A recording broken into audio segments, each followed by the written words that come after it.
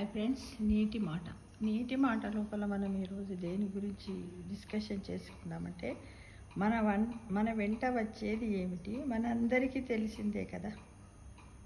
ఈ జగత్తు దుఃఖమయం, దేహము రోగమయం, సంసారం ఒక నల్లుల మంచం. ఆ నల్లులకు భయపడి సూర్యచంద్రులు గగనమందు సంచరిస్తున్నారు.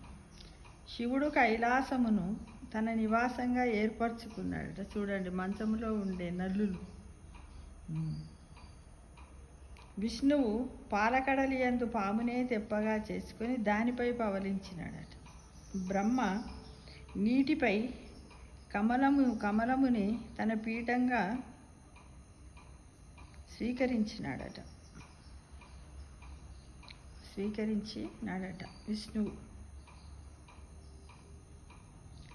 నడని ఒక కవి చమత్కారంగా నదుల గురించి వర్ణించి చెప్పాడు. ఫ్రెండ్స్, తెల్లవారి లేచింది మొదలు పొట్టను నింపే పరిశ్రమలోనే కాలం గడిపితే జీవితం వ్యర్థమగును. ఎంతసేపు వండుకోవడం, తినడం. సుఖమును కోరితే మనకు ఆ సుఖస్వరూపుడు చిక్కడు.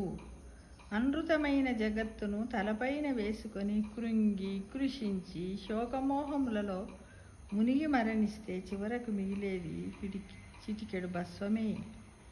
మానవ దేహమును ధరించినందుకు మన జగత్తులో సాధించిన ఘనకార్యమేమిటి?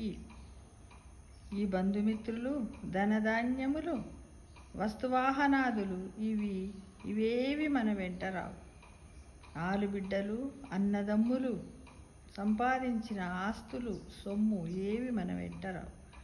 కేవలం మనము చేసిన మంచి నిస్వార్థమైన సేవలు, నలుగురికి చేసిన మంచి సహాయం మాత్రమే మన వెంట రాగలవని మనమందరం గమనించుకుంటూ ప్రతిరోజు దైవనామ స్మరణ చేస్తూ ఆనందంగా, ఆప్యాయంగా అందరితో కలిసిమెలిసి బతకాలి అనేది ఒక నిత్యకృత్యములాగా, నిత్య కార్యములాగా మనము పెట్టుకోవాలి. ఫ్రెండ్స్, ఉదయము లేవగానే భగవంతునికి కృతజ్ఞత తెలుపుతూ లేవాలి.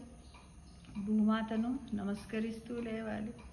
రాత్రికి మళ్ళీ భూమాతను నమస్కరిస్తూ భగవంతునికి థ్యాంక్స్ చెప్పుతూ నిద్రపోవాలి. మనం చేసినట్టు మంచి చెడులను ఒకసారి మనము ఆడిట్ చేసుకోవాలి. ఏ రోజు ఆ రోజు చేసుకుంటే బాగుంటుంది. ఇలా మనం ఎంతమంది దీన్ని అనుసరిస్తున్నాం ఫ్రెండ్స్? ఏమో తెలియదు. ఇక నుంచి అయినా పాటిద్దామా మరి?